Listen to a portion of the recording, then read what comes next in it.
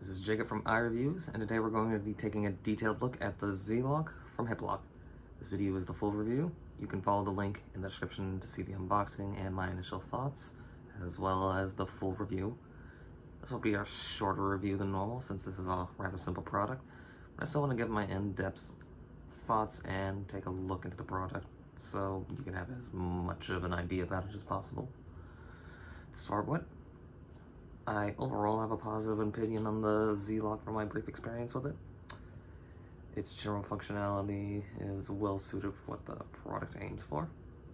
As I said, it's a simple product with a simple goal, and I have to say it achieves those aims with decently flying colors. It simply uses the system on a sturdy zip tie-like item.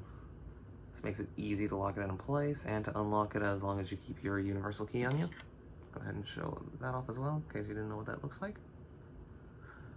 The universal key system is the part of the Z-Lok I have the biggest issue with, just from my initial thoughts about it, and even now. It does make it simple to get a new key if any of your Z-Loks, if you have multiple of them, end up losing theirs, since one key is basically going to fit with them all. But there is a small risk attached to that, with basically anyone who has a universal key will be able to open any Z-Loks, including yours. But it's not a complicated system to begin with the key, and honestly, anyone that is dedicated to snapping the tie off whatever you have it locked to will probably have other means to do it anyways. I still don't know how to feel about it overall, so feel free to comment down below on how you feel about a universal key system. Is it worth that added risk, or is the ease of just getting a new key, that replaceable, worth it? Now, I want to take a look at the Z-Lok itself. It's easy to demonstrate exactly how it's meant to work. You can see my Z-Lok here and how it's firmly in place. Doesn't budge out and can only go down further. Got this little tie still on it that you can easily remove, but makes it simple for the demonstration purpose. In order to unlock it, you will have to use the universal key. It's a very simple thing to do. As you can see here, there's two little prong holes.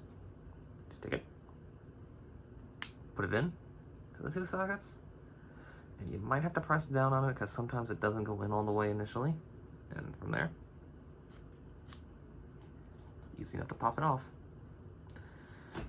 The key can be a little fussy, but just like I said, one good push is all you need. Once you have it out, it's simple to just slide it back on. This all does mean that if you overshoot how much you want to slide down on it, it's going to be overly tight and you will have to use the key to loosen it back up. So you'll have to have the key in to basically guide it to the exact spot you want if you don't want to overly tighten it.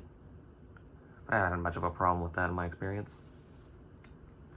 Overall, let's say my experience with the Z-Lok has been a positive one. I nitpick with the product is a feature that almost doesn't matter with the universal key, and it works as a quick and easy lock for something like your bike with how simple it is to slide on. The initial price might be a bit steep for some, considering that the price for two Z-Loks is about as much as a bag of regular zip ties, but the reusable nature of the Z-Lok pays for itself over time, I feel. It's also generally something I feel is a little bit more sturdy and will last longer than a regular zip tie, even if you plan to keep it on there indefinitely. So that's another point in its favor generally, but if you want more of my thoughts about the Z-Lok from here, then check the link below for the full review.